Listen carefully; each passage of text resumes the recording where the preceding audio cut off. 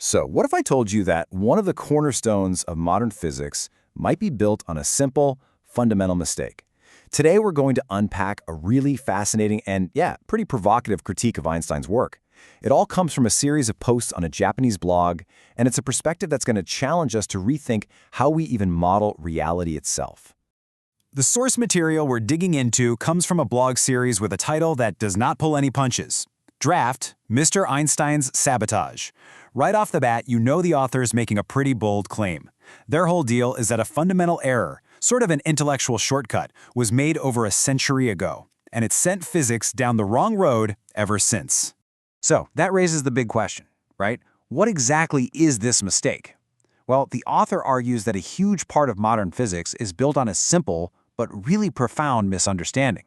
And to get what they mean, we first have to understand the main tool they use to build their entire case.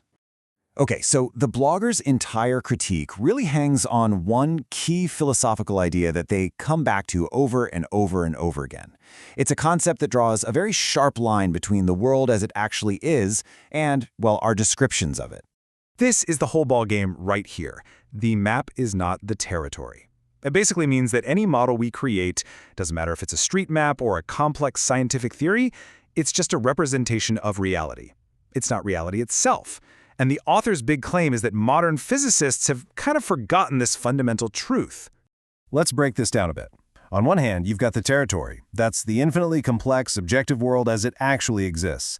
And on the other hand, you've got the map. That's our simplified, abstract model of that world, which by its very nature has to leave stuff out. A zodiac chart is a perfect example of a map. It's a human interpretation, right? A pattern we've laid over the stars to help us make sense of them. It is not the actual universe. The blogger's point is that a lot of our physics diagrams are just way more sophisticated versions of the exact same thing. So this brings us right to the heart of the accusation. The author claims modern physics has started applying the rules of its maps, its simplified models, directly onto the territory of reality without really accounting for the differences. They argue that we need to start seeing physics as operating in two totally distinct worlds. So here's the proposed fix. The author says we have to split our understanding of physics into two frames. First, there's the absolute base space, what we can call the global frame. Think of this like a God's eye view of the universe, where everything is happening in its true objective position. And then there's the subjective observer's frame, or the local frame. This is what a single observer, a single camera eye, actually sees from their own limited perspective. And this is a fantastic way to see the difference. On the left, you've got the messy, complex, global reality. That's the territory. Then on the right, you have the clean, simplified local view that an observer actually perceives. That's the map they build in their mind. The author's entire argument is built on keeping these two views completely and totally separate. And this is the so-called sabotage. It's the failure to properly account for information delay. You know, because light doesn't travel instantly, what an observer sees is always a picture of the past. The author believes modern physics makes a huge mistake by mixing the real event, which is in the global frame, with the delayed observation of it in the local frame, and then treating them like they happened at the same time. Okay, I know this is all a little bit abstract. So to make these ideas more concrete, the author uses a classic thought experiment that involves a train.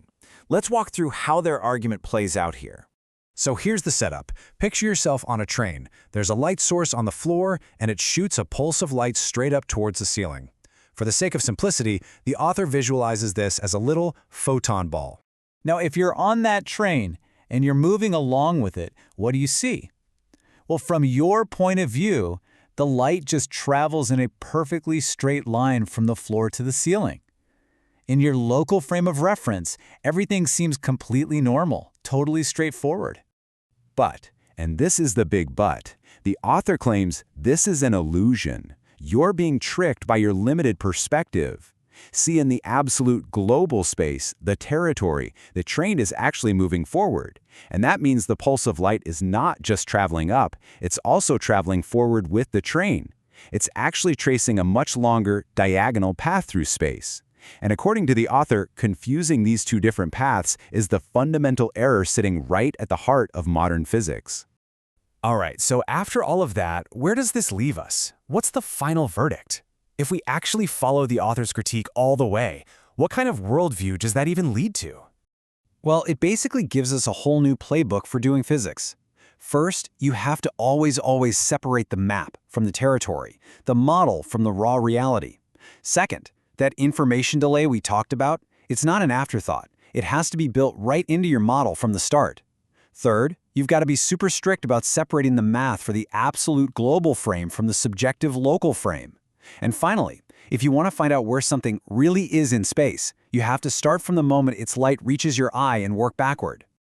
Look, at the end of the day, the point of this explainer isn't to say, yep, this blogger is right and Einstein was wrong. Not at all.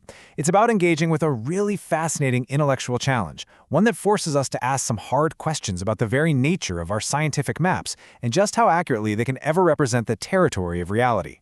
And this leaves us with a final, pretty cool thought.